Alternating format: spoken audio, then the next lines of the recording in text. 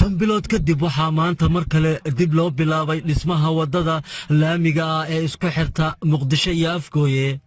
taasi oo istaagtay bishii December ee sanadkii 2019 xilligaas oo isgoyska igis control afgooye lagu weeraray qarax ismidaamin ah kaasi oo ay ku geeriyoodeen dad ku dhow 100 qof kuwaasi oo ay ku jireen injineero u dhashay wadanka Turkiga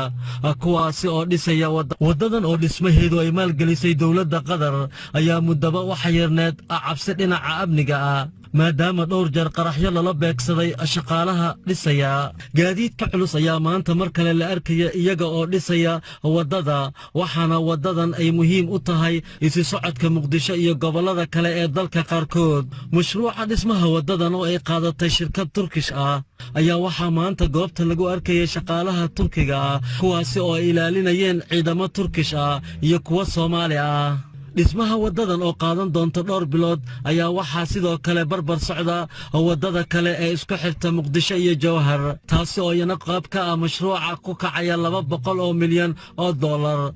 kaasi oo lagu dhisayo wadooyinka muhiimka ah kuwaasi oo wax weyn ka bedeli doono ammaanka iyo dhaqaalaha dalka